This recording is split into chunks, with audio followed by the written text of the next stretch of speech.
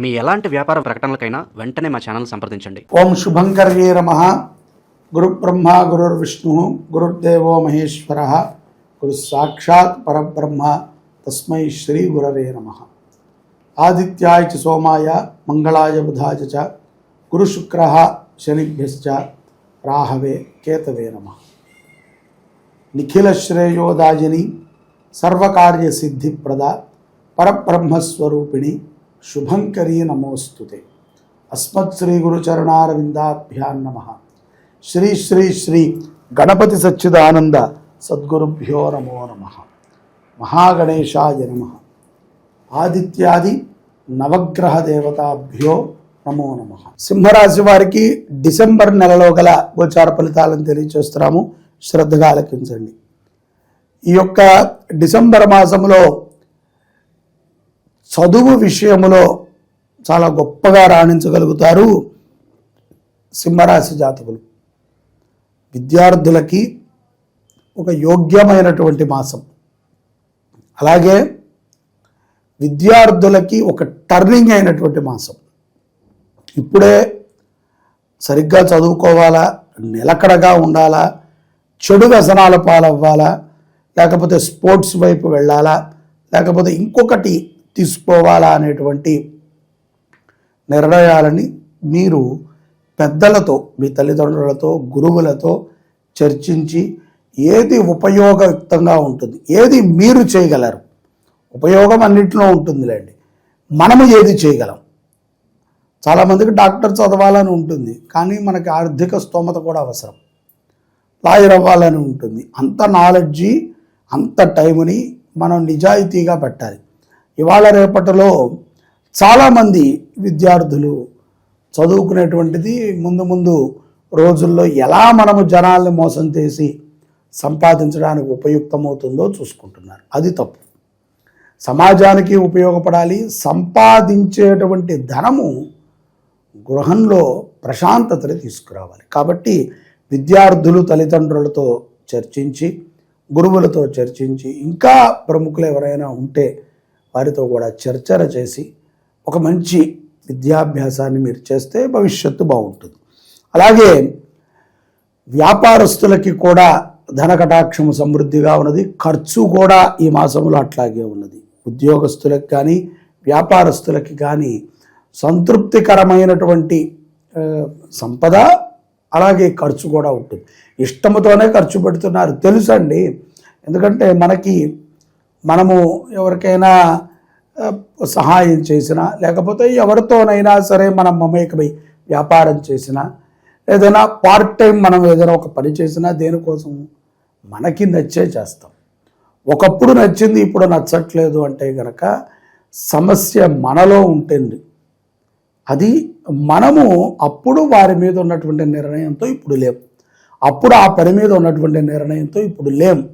మారింది కాలం అనుకుంటున్నాం. మన నిర్ణయాన్ని కూడా మనం మార్చుకుంటున్నాం. అందుకంటే ముందు చూపు అనేటువంటిది చాలా ప్రధానం. కానీ మనం ఆలోచించింది ఒకటి, జరిగింది ఒకటి. ఒక్కసారి ఇటువంటి తప్పిదాలు సర్వసాధారణంగా జరుగుతూ ఉంటాయి. మనం వాటిని పెద్దగా పరిగణలోకి తీసుకోకుండా రానున్నటువంటి భవిష్యత్తు రోజుల కోసం మంచి మార్గాన్ని ఎంచుకొని ముందుకు సాగటం ఉత్తమం. శత్రువుల పైన విజయాన్ని కూడా సాధిస్తారు. ముఖ్యంగా సింహరాశిలో ఉన్నటువంటి స్త్రీలు పాపం ఎవరైనా మాట్లాడితే వాళ్ళకి ఏదైనా సహాయం చేసేటువంటి మనస్కరులు కొంతమంది ఉంటారు సింహరాశి వాళ్ళు. అయ్యో కష్టంలో ఉన్నారు అంటే ఎంతో కొంత మనం ఆదుకుందాంలే, ఎంతో కొంత మనం చేద్దాంలే. అలాంటి స్థితిలో ఉన్నటువంటి స్త్రీలు కొంత ఇప్పుడు శత్రువుల బాధ, ఊరికే నెగిటివ్ అంటే ఏమిటంటే మనకు తెలియదు అనుకోండి. నెగిటివ్ అంటే ఏమిటి అనేటువంటి ప్రశ్నని మనం వేస్తాం. ఎందుకు మనకు తెలియదు అంటే నెగిటివ్ ఎప్పుడు కూడా నీకు నిద్రనివ్వదు, నీకు తరచూ కోపాన్ని ఇస్తుంది. అలాగే నువ్వు చేసేటువంటి పని మీద నీకు అభద్రతా భావాన్ని కల్పిస్తుంది. ముఖ్యంగా నిన్ను అవమానం చేస్తూ ఉంటుంది. ఇలాంటివి కొన్ని సంఘటనలు జరుగుతుంటే మనకి బాగా నెగిటివ్ ఉంది అని. అంతే తప్ప చాలామంది ఏమిటయ్యా అలా ఉన్నా అంటే ఏంటో రండి నెగిటివ్ అనుకుంటా అంటారు. అది నెగిటివ్ కాదు. బద్ధకం వేరు, నెగిటివ్ వేరు. నెగిటివ్ థాట్స్ రావటం కూడా నెగిటివ్ కాదు. నెగిటివ్ థాట్స్ ఎందుకు వస్తాయంటే మనకి దాని మీద అవగాహన లేకపోవటం. ఇప్పుడు రామాయణం గురించి మనం ఎవరికైనా చెప్పామనుకోండి, అవగాహన ఉంటే వాడికి మంచిగా అర్థమవుతుంది. అవగాహన లేదనుకోండి వాడికి అన్నీ తప్పుగానే అర్థమవుతాయి. ఎందుకంటే వాడికి దాని మీద ఇష్టము అవగాహన కలిగి ఉంటే వాటికి ఒక రకంగా అర్థమవుతుంది. అలాగే మనం చేసేటువంటి ప్రతి దాంట్లో కూడా నెగిటివ్ ఇంపాక్ట్స్ మనకి వస్తూ ఉంటాయి. ఆ ఇంపాక్ట్స్ నుంచి మనం సరిదిద్దుకుని ప్రతిరోజు కూడా యోగాభ్యాసాన్ని చేయటం సింహరాశి వారికి చాలా మంచిది. ఆరోగ్య విషయంలో కూడా ఈ యొక్క డిసెంబర్ మాసంలో కొంత జాగ్రత్తగా ఉండటము, బండి నడిపేటప్పుడు 2 చక్రాల వాహనాన్ని నడిపేటప్పుడు, అది సైకిల్ అయినా చిన్నపాటి స్కూటీ అయినా పెద్దపాటి బుల్లెట్ అయినా హార్లీ డేవిడ్సన్ అయినా ఎటువంటి బండి నడిపేటప్పుడైనా సరే వాటికి సంబంధించినటువంటి జాగ్రత్తలనే మనం తీసుకోవాలి. ఎక్కడే కదండి సందు చివరికే పాల ప్యాకెట్కి వెళ్ళి అలా జారి తలకి దెబ్బ తగిలింది, చేతికి దెబ్బ తగిలింది అని అనిపించుకోకూడదు. అలాగే లైసెన్స్ లేకుండా ఏదో ఫోన్లు మాట్లాడుతూ చాలామందిని మనం చూస్తున్నాం. ఇవన్నీ కూడా అటువంటి కష్టాలే. ఇవన్నీ జరిగిన తర్వాత ఎంతోమంది మేము ఇలాగా రాశి ఫలాల్లో చెప్తూ ఉంటే అయిపోయాక కొంతమంది ఫోన్ చేసి గురువుగారు చెప్పినట్టే అవుతోందండి, మరి ఏంటండి పరిస్థితి, మరి ఏం చేయమంటారు? జరిగిన తర్వాత మనం ఏం చేయలేం కదా, జాగ్రత్తగా ఉండండి అమ్మా అని చెప్తాం. ఎవరికైనా సరే ఒక పద్ధతి, ఒక అప్రోచ్మెంట్లు, వాళ్ళని కలిసేటువంటి ఒక విధానం ఉంటుంది. అలాగే మమ్మల్ని కూడా ఎవరైనా సంప్రదించడానికి మేము ఒక పద్ధతిని పెట్టుకుని, ఎందుకంటే మేము చేసేదే సేవ చేస్తున్నాం కదా అని చెప్పి అందరికీ ఉచితంగా అన్నీ చేయలేం. ఇది మేము చేసేది ఉచితమే, దీనివల్ల మాకేమీ లాభం ఉండదు. కానీ మీరు స్వహా జాతకాన్ని కనుక మీరు చూపించుకుని పరీక్ష చేయించుకుని దానికి తగ్గ పరిహారాన్ని చేయాలి అంటే దాని మీద మేము పూర్తిగా అవగాహనతో పరిశోధనతో చెప్పాలి.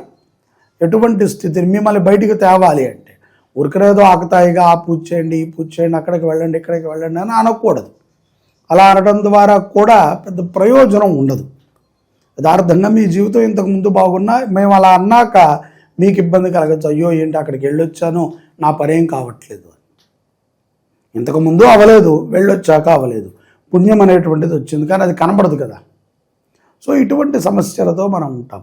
అన్నదానము సింహరాశి వారు చేయటం చాలా విశేషము. ఎప్పుడు కుదిరితే అప్పుడు ఈ డిసెంబర్ మాసంలో అన్నదానం చేయండి. అలాగే దత్త జయంతి రోజున స్వామివారికి అరటి పండ్లు నైవేద్యం పెట్టండి.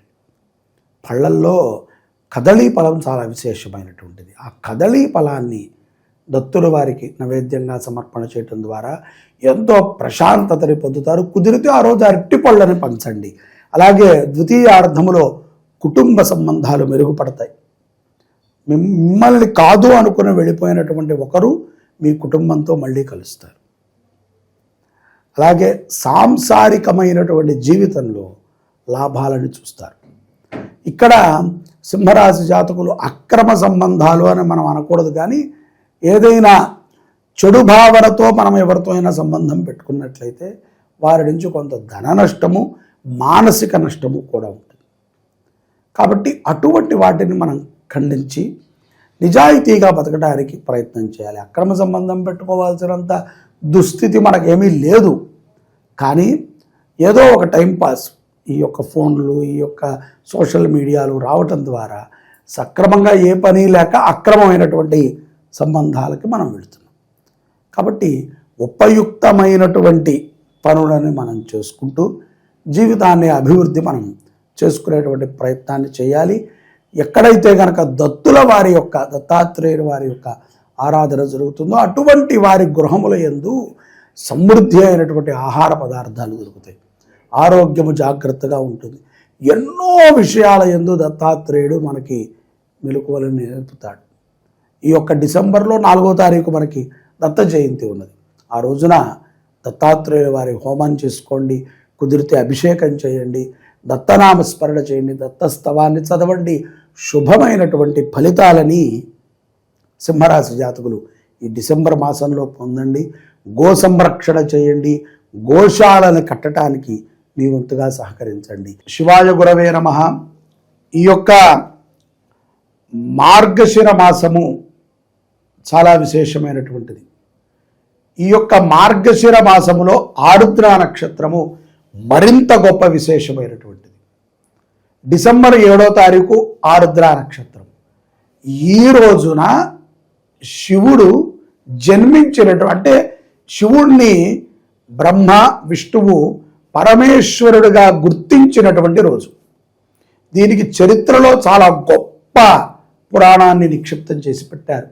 శివ పరంపర ప్రారంభమైనది ఎప్పుడయ్యా అంటే మార్గశిరములో వచ్చినటువంటి ఆరుద్ర నక్షత్రం. ఆ నక్షత్ర ప్రమాణం, అందుకనే ఇది శివుని యొక్క జన్మ నక్షత్రము అంటారు. ఇప్పుడు ఒక్క శివరాత్రి మనము జాగారం ఉండి శివనామస్మరణ చేస్తేనే కోటి జన్మ కృతం పాపం అంటున్నాం. అలాంటిది మార్గశిర మాసములో ఆరుద్ర నక్షత్రము రోజున శివ దర్శనము చేసిన, శివ స్మరణ చేసిన, శివుడికి అర్చన చేసిన, శివాభిషేకాన్ని చూసిన, శివుని యొక్క నామాన్ని విన్నా మనకి పునః భూలోకం మీదకి వచ్చే అవకాశం లేదు.